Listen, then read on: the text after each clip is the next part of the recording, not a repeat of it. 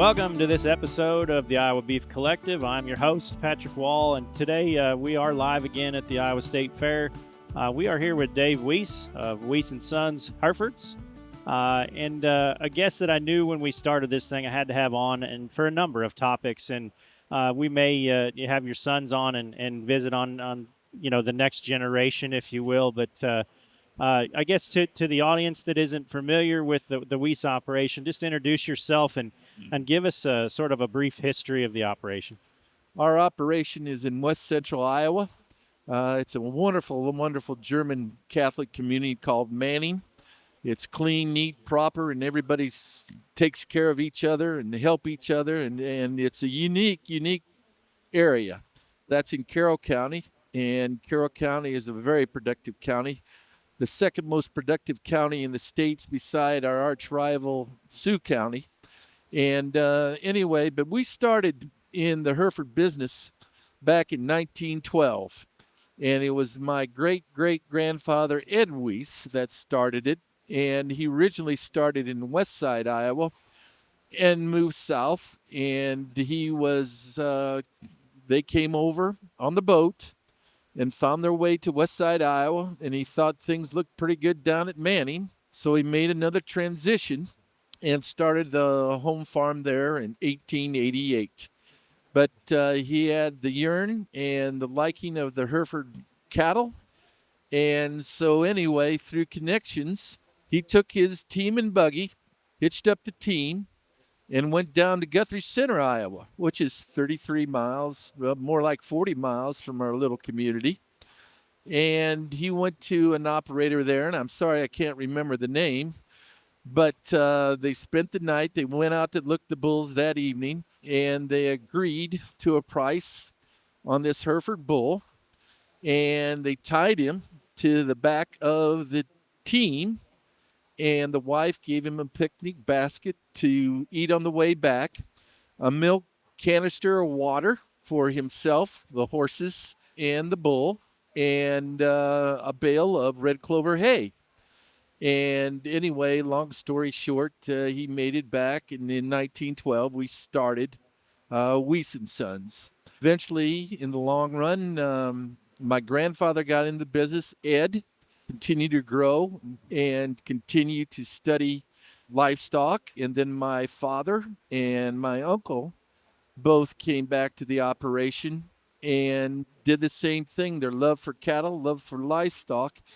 And the amazing thing about our family history is there were so just broad-ranged in animal husbandry.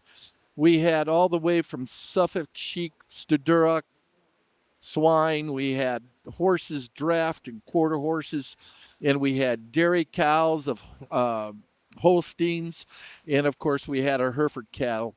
And so that whole situation, they were all involved and also went ahead and knew all sorts of different livestock. In fact, they even raised carrier pigeons that they sold. Anyway, they were quite astute stockmen, which is I'm very proud to say, and I was very proud to go ahead and be with my grandfather and my father, of course, and my uncle. And I can't forget my other grandfather, August Warnke, and he was the foreman on the Milwaukee Road. He knew how to build, and by gosh, he regutted, and as a little kid, we regutted a dairy barn, and we made it in a calving area, and it was all hand drills and hand spin drills. Ooh. And anyway, to that day, that barn, the wood is still there. We've never had a broken board, and the gates are all still there. And, that barn's been standing since 1907. And so we're very, very proud of that. But we've been in the Hereford seed stock business since 1912. It's an honor that I have two of my sons back to grow it up. And anyway, they'll be the fifth generation, and then I do have some grandkids right now. And possibly it will be the sixth generation of Wieses on the operation. So we've had a close-knit family. We've had a lot of fun. We've grown. We've bonded together. Well, of course, in agriculture, you always have your ups and downs. But I tell you what, I know there's always disagreement in families, but there's nothing better when succession is there, family is there, family's got each other's back, and also the joy of working with family. And it's quite an honor for me to come in that historic line, and it's quite an honor for me to have genetics post me that are very, very interested in it, Patrick. Good. I guess from a marketing standpoint, how we're marketing, particularly bulls now, versus maybe when you were younger and your grandfather and your dad. Talk about the evolution of maybe what hasn't changed in marketing Herefords versus what has. Well, what hasn't changed is that our number one marketing scheme back then and now is word of mouth. Agriculture is great, it's powerful and always been powerful, but it's even got even stronger. And I would say, if you have one successful bull that goes and does well for a client and they have longevity, they like his disposition, cavities, and the weights that go to the sale barn or the people that retain them. And, that's continued to be in for, say, forever. Word of mouth, quality cattle, stand behind your product, keep working on what you stride for that better individual, soundness, fertility, disposition, cavities, pounds. That will continue in my mind for a long, long time. Another thing is back then more and more that interaction at a sale, a herd sale, or a livestock exhibition, or let's say a national show, that, there was great communication then, and people back then commercial guys would flock to the Iowa State Fair to see your program. And even at the National Western, that a lot of commercial guys would come in from all over the United States to go ahead and look at your program, look at your stock, and have the ability to go ahead and are interested in bartering and dealing at the exhibition. Another thing is advertising was still good, but it's not as broad ranged as it is today. It still goes down to word of mouth and the quality that you consistently put out. And another thing is just stay in the female situation is want an individual that has broodiness to her, has a good foot and leg, good udder, nice teat system. Make it easy for your clients. Make it easy and no headaches, no savage problems. And I think that is in the long run is going to continue to say too. But as you get into the growth of advertising, today's very fascinating to me. And you're more technically evolved than I am, but it's really interesting on the internet. The internet has come so popular that you have to keep up with that and have it updated, recent, to draw interest. And the amount of people that we have never heard of before, do not know, will go ahead and contact us more by email than phone call anymore. Yeah. I would say that the internet, but still word of mouth, has been a whole range, a whole different scene coming all that way. And I think that's really fascinating to me on how that's exploded. The emails are just really, because there's some people that don't feel comfortable maybe asking that question on the phone, where email, they'll feel more comfortable with it. Yeah. Do you agree with that, Pat? Some people like to put their thoughts on paper, even though it's not really paper, to make sure their point comes across. And I think another part of it with a lot of folks is time.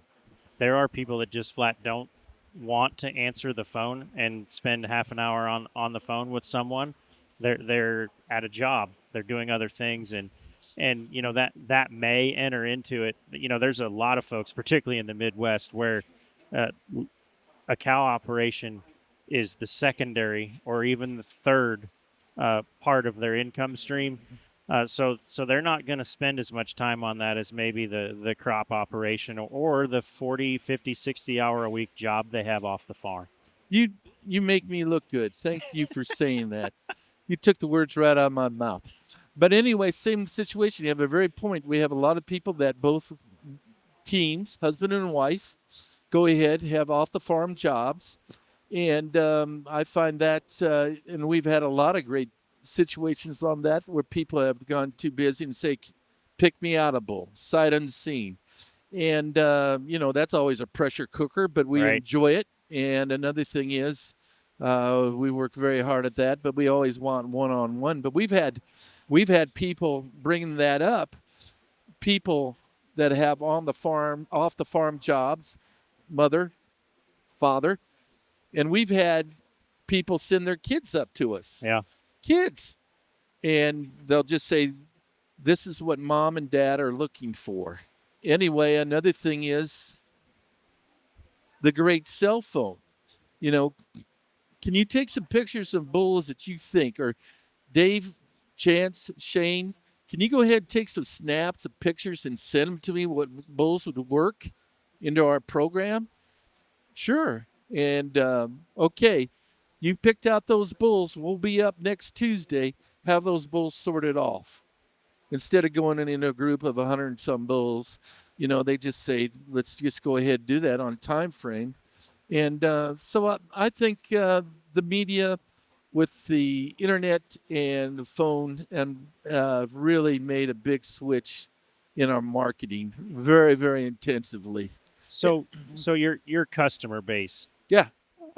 what percentage of them are within 100 miles of Manning, Iowa? Oh boy, that's a great question. That's a very good question. Or 250 miles or 500 miles? 500 miles. Well, 100% of our bulls go to commercial people. And I would say in the 500-mile radius, I would say 75 to 80%. We send bulls to northern Missouri and some southern. We send some to Oklahoma. We send some to West Texas, eastern Nebraska, and Wisconsin, and Minnesota. So I would. That's a great question. Chance would answer that. He's smarter than Dave. 75, 80%. Does that sound? And the reason I ask that question is, I think a lot of folks assume that most of your genetics stay local. Yeah. And when you expand to the scope that you guys are, that doesn't work. You've got to spread out and get your genetics not only into other places, but they got to work there. Right. And so I think that's an important aspect of your operation is they're not all running around Western Iowa. No. And I think for someone that's trying to scale an operation, you're going to have to reach a clientele that's outside of your county, of your region, of your state, to get them in the hands of some people that can use them down the road a ways. Well, that's true because the bulls that go to Oklahoma, they're in those Arbuckle Mountains, which is Yep. shale rock. Yep. And then those bulls in West Texas, they run 75 to 80 acres per cow. And then of course you get down in Missouri there, you got those embankments and you got those situations where, by God, if they get in a ravine, they may not come back out. In a lot of these situations, it's tough for them to even take a count. Yeah. Where the bulls are at. They don't even see them every They day. don't see them till fall when they round them up. So let's flip to the female side of things, and I know your demand for your females, at least in recent years, has been off the charts. You have waiting lists, from what I understand, for F1s and things of that nature. So talk about the female marketing side and how much of that is driven. Do they buy a bull first and then they buy a load of heifers, or is it a completely different customer base? Sometimes the customer base is bull and heifers. Every few years, the bull buyer would like to replace some heifers with some youth. And another thing is the F1s, we go ahead and we have a set of commercial Hereford cows we breed to our black bulls. And then after our AI season with the heifers, we'll turn in our black bulls. The F1s, they're a machine. Everybody knows it. They're great in the sale barn. Longevity of those F1s, and they just. And another thing, after the F1s, you can breed them any bull out there. Right. And the F1s have that longevity. And you got to me, personally, the best two bulls together, the Angus and the Hereford and Angus. And that market is just phenomenal. We've had situations where our F1s that we weaned this year are sold, and our F1s next year that are in the mamas right now are sold. I've had so many phone calls. I've had to look for F1s for people, and the F1 is the stable, sturdy cow of the beef business. And another thing's exciting now too is we've had a lot of people that came to us to breed the Red Angus female to Hereford bulls to get those red Yep. baldies. And that's been a nice percentage of increase on us and get that blaze face. And are a lot of those cattle south because of the red hide? Just works better in sunlight and great question. Great answer is yes. Southern Iowa, we've had a good run of people in Southern Iowa, and that's mostly fescue country. sure. And Northern Missouri, they like that red gene. And you said the point is, even through our clients, that the red gene in the middle of the day, they'll still be munching, where some of the black-hided cattle will be in the shade, or they don't like it very well standing in the water or Yep. the pond. And so anyway, you have a great point there that I really like to see that red baldy and how that's influenced our sales very nicely. And another thing is they've had great rapport on following up on the cattle that with the red baldy that they've had better yields hanging. Sure. But that's my own opinion. Yep. That's just hearsay. And I mean the red Angus breed has concentrated hard on carcass trait, so that shouldn't shock anyone. Good. I guess for those folks that aren't familiar, and for my own, I guess, knowledge, talk about like over the last 10 years, has the scope and size of Wiese and Sons changed? Are you running the same number of cows? Have you expanded numbers? What are your plans moving forward on just sheer numbers? Manning, Iowa, and most of Iowa had a 4.5 year drought. Yep. And it got very, very vicious. And like this year, it's just beautiful. Just beautiful recovery of everything. We've had to go ahead and we're going to have winter grazing. It won't take very long to go ahead and have our bunkers fill up with ground ear corn and silage. Great amount of hay. It's just fun to see those stack yards refill. I always have a rule that we always have a year's supply of hay up, and it's nice because we were getting pretty close last year running out. The situation with the drought, feeding cows in August isn't the greatest thing to do, and hauling water is not a fun thing to do. And so anyway, through this drought situation, we had to go ahead and be feasibility, and we sold cows. We sold our fall herd that was prominently part of our black baldy division, and we just had to do it financial-wise and also feasibility-wise and acre-wise. And then we sold some other cows last couple of years to make sure our rotation, because our pastures were cement, but anyway, that was challenging, but we fought through it, and we're going to go ahead and if our Mother Nature works with us again, we'll probably expand up again. We'll go back to breeding about 100 heifers, and with our cow herd slowly build up to about, back to 375 on cows or something like that. Okay. Another thing is on my youth coming back too, it's good to see them go ahead and have an opportunity to go ahead and do some different things with smaller numbers than with larger numbers. Oh. And another thing is that they kind of they have family time. Yeah. Where, back when you grew up and I grew up, it was 6.5 days a week. Your mother kicked you out with a biscuit and said, "We'll see you at supper." And you would go to church on Sunday and take a nap with Father. And he'd wake up and says, "We got some things to do." And so it's very nice that they have family time together. And I enjoy that. I don't like to see it, but I enjoy seeing them with them. Yep. And I think we'll slowly work our way back up, and I'm excited for that. It gave us time to do other things that I find really fascinating that the boys brought in, and the technology of it just on the computer. But man, we used to sleeve all our pregnancy cows, now we have an ultrasound machine, and I just feel that's just like that. You can weed out any problems just like that. I showed Shane how to pelvic measure. We're back into doing that. He loves that. I tell you what, that cedar program's just outstanding. Yeah. I just think those cedars are just fabulously fun.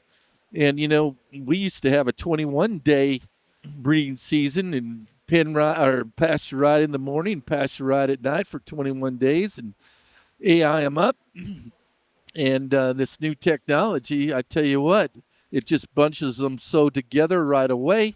The sync program, all our heifers calved in our heifer program, all the heifers calved in 21 days. And we got them out of the way, and then we could go to the cows.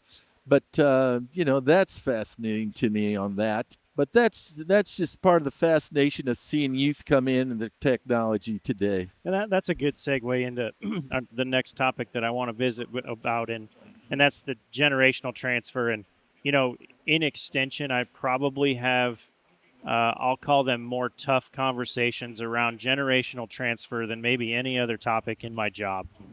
I have a dad who's 75 and still farms like he did when he was 45. Yeah. And has no exit plan. He's just going to farm.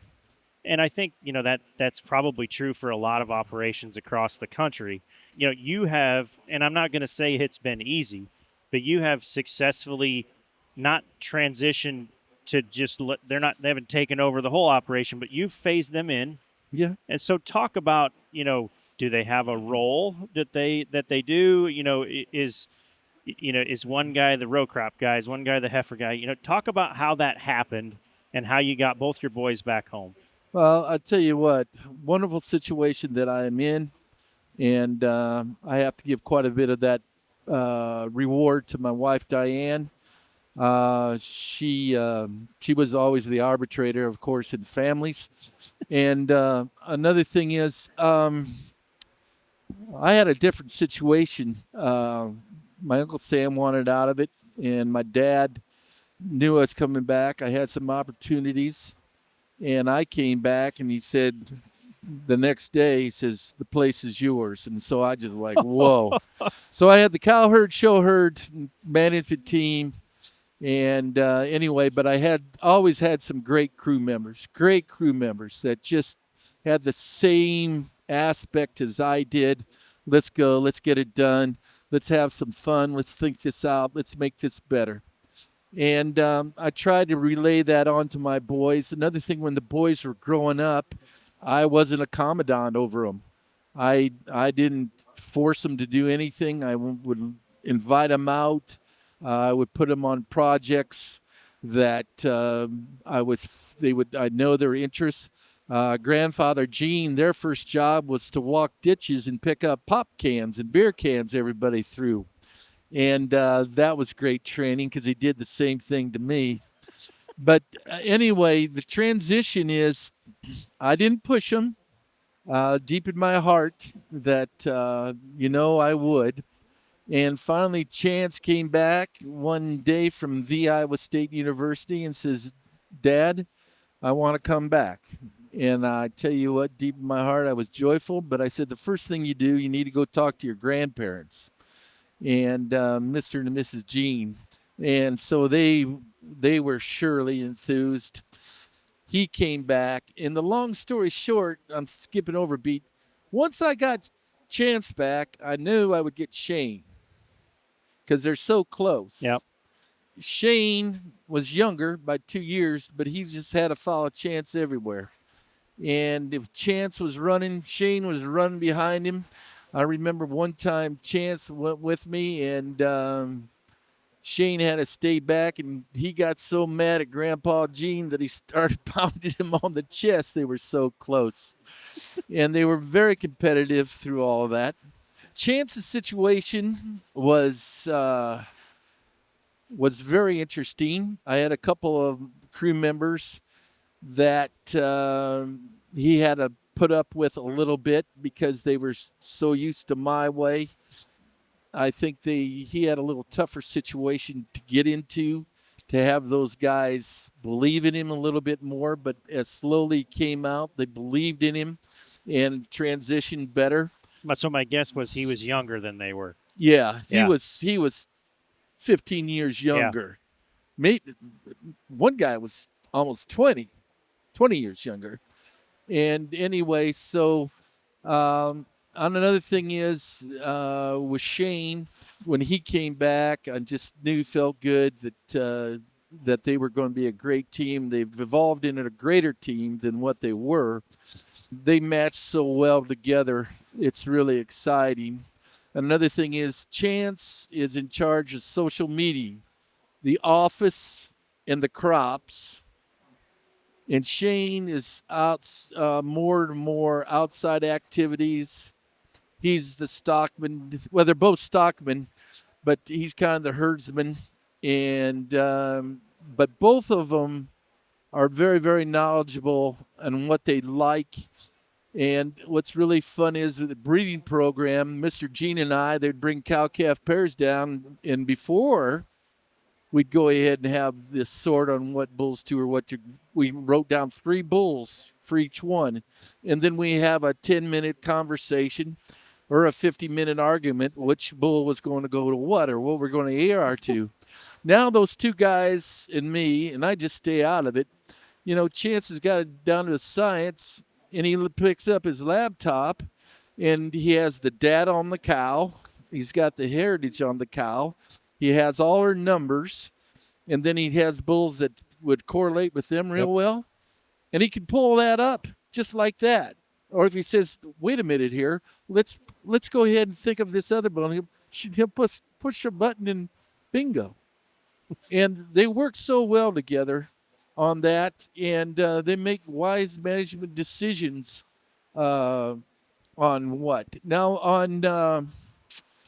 on meat transitional, it's just like something to say is sometimes just think they're young quarter horses or thoroughbreds. You got to just have that rein and bit back a little bit. But when they go on the backstretch, you got to let them go. Yeah. And anyway, I found that really exciting to me, and I picked that up. I picked that up from a gentleman that I admired very, very much. He was in the horse business, and I had an opportunity to be able to track with him for 2 weeks. And anyway, he told me about that on the study of a horse, but he says also crew members, and I just remembered that.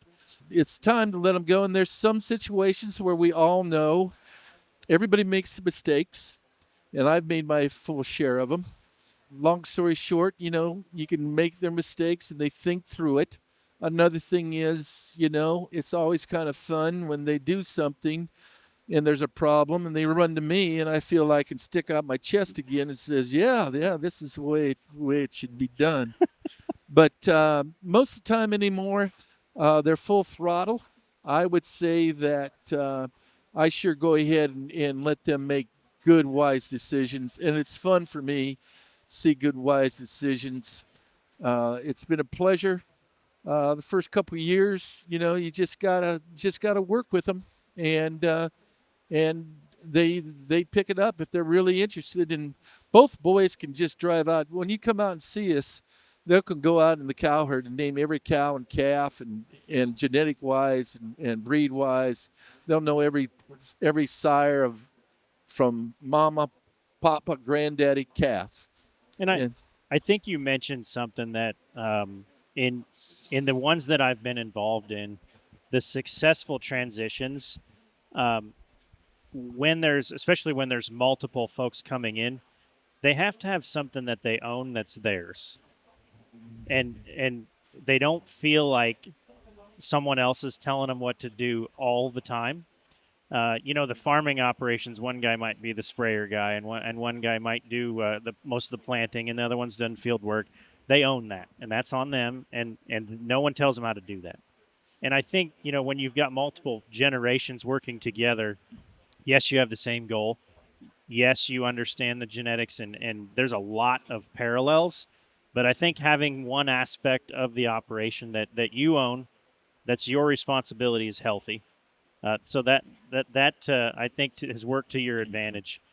One of the things I do want to mention, we're here in the Hereford Isles at the Iowa State Fair, and your grandfather or your father, their yeah, grandfather was fairly iconic in this breed, yes, and actually probably the reason my family is in this breed. My really. wife's Oh grandfather yeah, yeah, yeah, yeah, worked for yeah, Gene, yeah. and that's how he got into the Herefords, and he learned so much from your dad on genetics and cow management and things of that nature. So I'm going to be forever grateful to Wiese and Sons because I've loved this Hereford gig. It's something that I was completely green at, but I've learned a boatload about it, and Wiese and Sons has been a part of that. So Thank you, thank you for that. But thank you. I it forgot about that. yeah. Yeah, I And forgot I about that. think you could walk through this barn and that story would probably happen more than once. There are a lot of people in this breed that started because hey, I went to work for Weiss and Sons in Yeah, Denver. I went out there and I did an internship and that type yeah. of thing. So you guys have done it right, Thank you, and you're continuing to do it right. So thank you. um, yeah, it's been a when folks ask me, hey, where do I go get Hereford bulls at?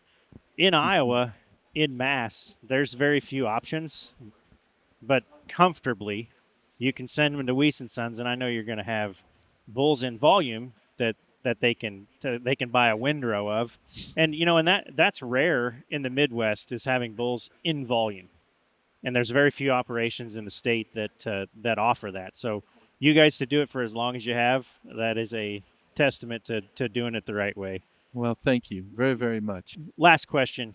Yeah. We are in a market situation that we've never seen. Wow, you got that right. Um, I don't see it falling on its face, or I've probably been asked more times in the last Sure. 12 months, when is it going to crash? And there's really no market fundamental that says it's going to crash at all. Now, could that happen? Sure. Yeah. You've been in markets long enough. They if they go up, they're bound to come back down. So, from your standpoint, you've got two sons in the operation. You're full steam ahead. Mm-hmm. Are you reacting to what the market is doing currently? You said you're keeping more heifers, which was more weather related. Are you changing anything from a financial standpoint, marketing standpoint, management standpoint because of the market we're in? Are you cutting more bulls? Are you keeping more heifers? Any of that kind of stuff.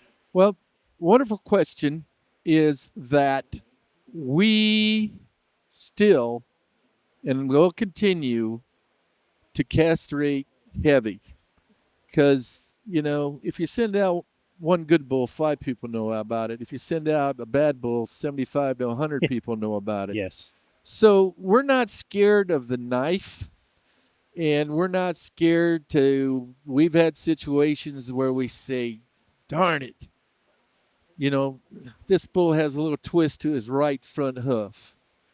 And, we'll say, darn it, we got to keep up. And we'll go ahead and castrate it and band it to keep with your high standards, because you want your bulls and clients to have high standards.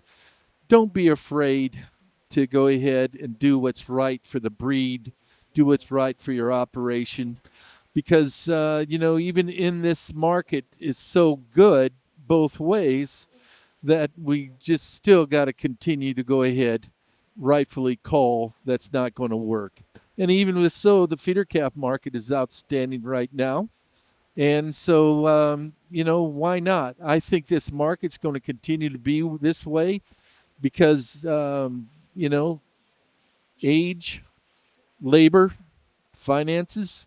But anyway, I think it's still going to be strong right away. And I think it's exciting to see that the restaurants are all still full as long as our consumer can enjoy that great state.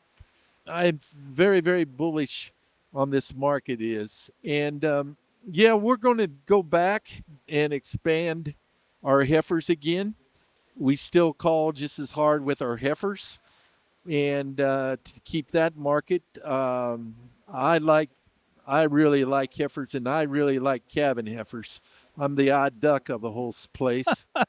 But I like cabin heifers, and also on the management team of it, keep your focus on growing, keep your focus on making things smarter, making things easier.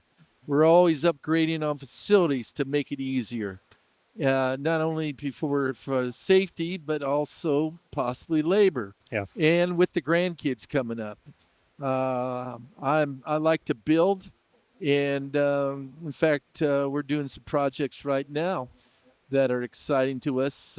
Some of the old wooden posts Grandpa Les and Augie put in, we're putting pipe in. And Shane is and Chance have gotten that down pretty good.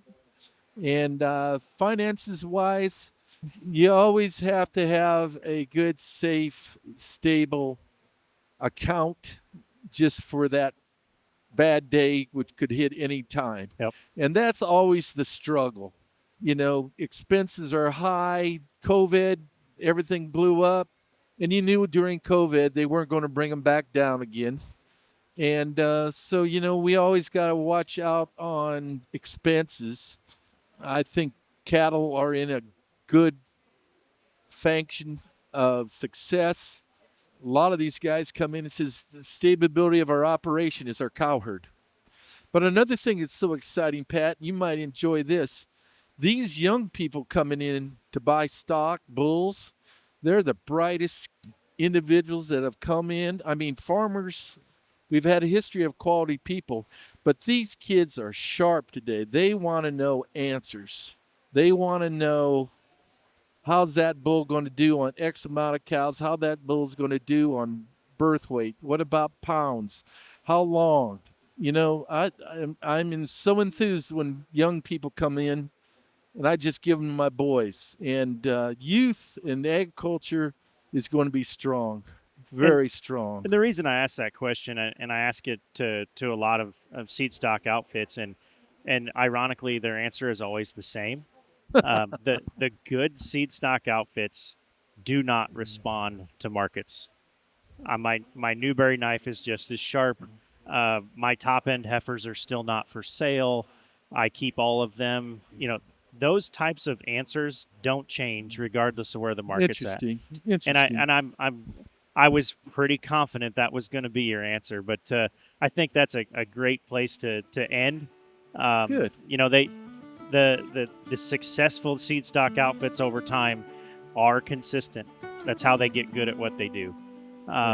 So I think that's a real testament to you guys staying the course, regardless of what you're dealing with, drought-wise, market-wise, you name it. But I knew this would be good. I love talking to your family, and always admired your outfit. But appreciate you coming on, and hopefully folks continue to tune in as we parade the guests through here at the Iowa State Fair on the Iowa Beef Collective. Thanks for joining us. This institution is an equal opportunity provider. For the full non-discrimination statement or accommodation inquiries, go to www.extension.iastate.edu/legal.